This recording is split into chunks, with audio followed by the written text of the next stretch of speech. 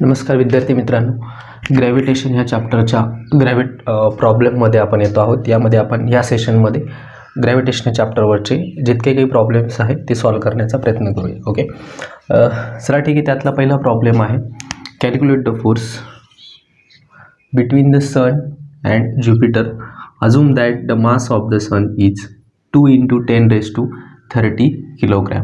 Okay, सनचा mass 2 × 10⁻30 kilogram आहे। The mass of the Jupiter is 1.89 × 10⁻27 kilogram and the radius of the Jupiter orbit is 7.73 × 10⁻11 metre. Okay, universal gravitation constant is 6.67 × 10⁻11 newton metre square per kg square. Okay, given मध्ये आपण काय काय लिहिणार, m1 is a mass of the Jupiter 2 × 10⁻30 mass of the sun 2 × 10⁻30 kilogram, 1.89 is the mass of the Jupiter and the radius of Jupiter is 7.73 × 10⁻11 meter and capital G was 6.67 × 10⁻11 Newton meter square per kg square. To find force F find करायचा आहे, formula माहिती आहे तुम्हाला, F is equal to capital G m1 m2 upon r square. Put the all values.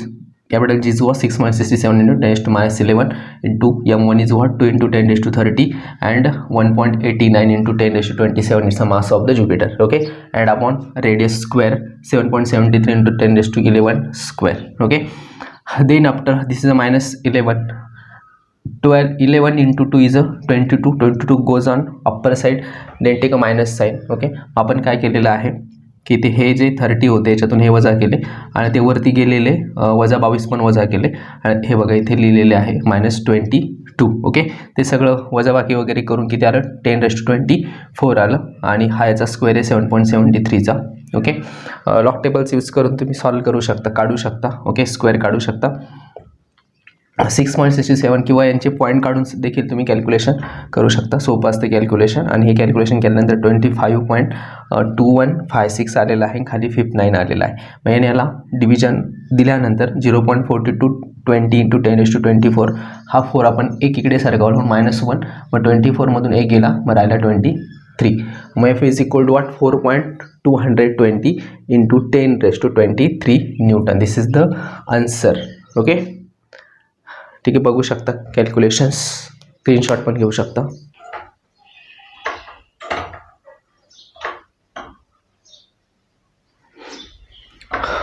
Okay, second problem बघूया। Mahindra and Virat are sitting at a distance of 1 metre.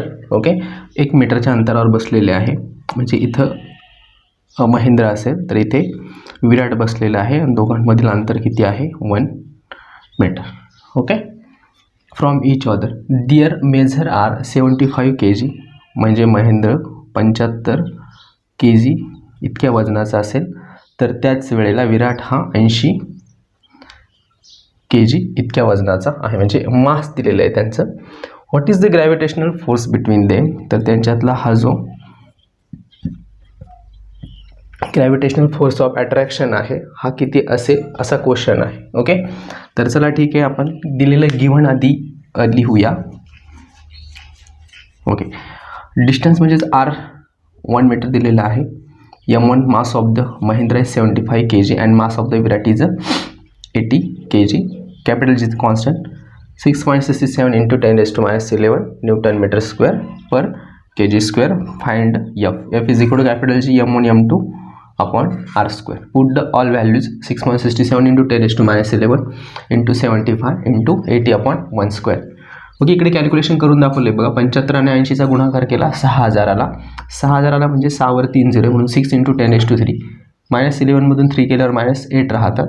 पुन्हा 6.67 × 6 यांचं multiplication केलेलं आहे 4002, पण 2 संख्येनंतर पॉईंट म्हणून इथे पॉईंट येणार आधी। ओके, मग इथे आला पॉईंट, मग 40.02 × 10⁻8, पण अजून आपण एक पॉईंट इकडे सरकवला म्हणून तो प्लस आहे।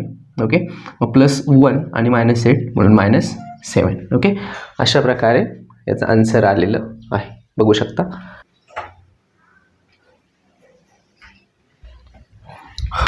Okay, problem number 3, calculate the gravitational force due to the earth on Mahindra. Okay, अर्थच्या ग्रॅव्हिटेशनल ग्रॅव्हिटेशनल फोर्स कॅल्क्युलेट करायचा आहे अर्थमुळे जो महेंद्रवर लागलेला आहे तो हॅज मास ऑफ द 75, म्हणजे महेंद्रचा मास दिलेला आहे m2 75. ओके, कॅपिटल M म्हणजे मास of the earth 6 × 10⁻24 kg. It's a standard value of earth mass. Radius of the earth is a standard value 6.4 × 10⁻6 meter, and capital G is also standard value 6.67 × 10⁻11 Newton meter square per kg square. Okay, चला अशा प्रकारे given दिलेला आहे capital G. Small m1 is what, it's a mass of earth 6 × 10⁻24 kg, and mass of the Mahindra is what 75 kg, and R is what 6.4 × 10⁻6 meter. Okay, calculate काय करायचं आहे, gravitational force जो महेंद्रवरती लागलेला आहे अर्थमुळे. ओके, तो calculate करायचा आहे. मग F is equal to capital G m1 m2 upon r square. Put the all values. 6.4 is a square, that's why 6.4 × 6.4. 10⁻6 square, 10⁻6 × 2 is a 12. Okay, आणि हा 12 वरती गेला -12. 24मधून 12 गेले, राहिले 12. मग +12 मधून 11 गेले तर राहिला 1, म्हणून 10⁻1 म्हणजेच 10. ओके, इथे फक्त 10 शिल्लक राहिला. बघा कसं करायला कळालं ना. हे बघा, हा 6 × 2 इज अ 12, 12. हा 12 वरती गेला, 24 मधून 12 गेले, राहिले 12.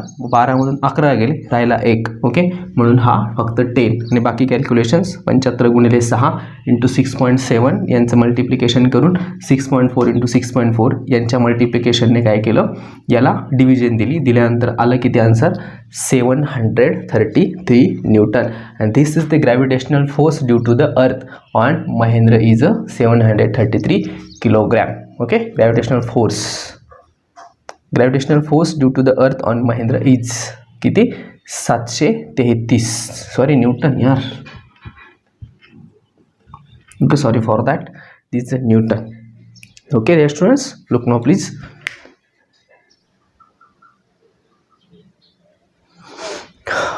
Okay dear students, this is problem number 4. A metal ball of mass 5 kg. एक मेटल बॉल आहे, सॉरी, त्याचा मास किती kg आहे, 5 kg आहे.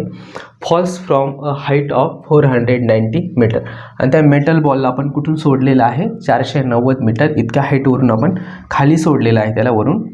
How much time it will take to reach, तो किती वेळ घेईल, how much time it will take to reach the ground, ग्राउंडवर येण्यासाठी तो मेटल बॉल किती वेळ घेईल. ओके, एक मेटल बॉल आहे, 5 kg इतकं त्याचा मास आहे, त्याला आपण 490 मीटर इतक्या हाईटवरून खाली सोडलेला आहे. आणि खाली सोडल्यानंतर ग्राउंडवरती पोहोचण्यासाठी त्याला किती वेळ लागेल, हाऊ मच टाईम. ओके, तर आपल्याला ते कॅल्क्युलेट करायचं आहे. Small g is what, acceleration due to gravity is 9.8 metre per second square is given. m is what, mass of the ball, metal ball 5 kg, height yes 490 metre, small g is 9.8 metre per second square, and to find time. Okay, that's why we take a formula S is equal to ut + 1/t gt square किंवा 80 square आपण त्याला म्हणत असतो. Put the all values. S is what, height 490. हां, u is what 0, initial velocity, कारण की ball इथे आहे, इथून आपण त्याला खाली सोडणार आहोत. ओके, मग त्याला आपण होल्ड करून ठेवलेला आहे, पकडून ठेवलेला आहे, म्हणून त्याची इनिशियल व्हॅलॉसिटी म्हणजे u किती असणार आहे, 0. u is what, initial velocity, that's why 0 × t plus 1/2. What is the g, 9.8, and t square. 0 × t is what, 0. 1/2 × 9.8. Okay, 98 म्हणूया याला. 98 2ने जर त्या ठिकाणी डिव्हिजन दिली तर 4.9 इतकं येणार, आणि टी स्क्वेअर. ओके, आता 4.9 is in multiplication to t square, that's why या साईडला आल्यानंतर तो डिव्हिजनमध्ये येणार. मग 490 भागिले 4.9. ओके, हा पॉईंट जर आपण काय केला, तिकडे शिफ्ट केला, इकडे शिफ्ट केला तर वरती एक 0 वाढेल, म्हणून बघा 490 वर एक 0 वाढला आणि खाली 49 झाले, कारण की पॉईंट आपण तिकडे शिफ्ट केला उजव्या साईडला. ओके, मग 49 1 49 1 आणि वर 2 0 100. मग T square is equal to what, 100. मग T square is equal to what, 100. T square is equal to 100, that's why T is equal to 10, कारण की square root of 100 is what, 10. मग T is a 10 second. Okay, मग the metal ball will take 10 second to reach the ground. Okay, किती वेळ लागणार आहे, तर 10 second इतका वेळ त्या बॉलला लागणार आहे, मेटल बॉलला ग्राउंडवर पोहोचण्यासाठी. Okay dear students, this is very simple problem.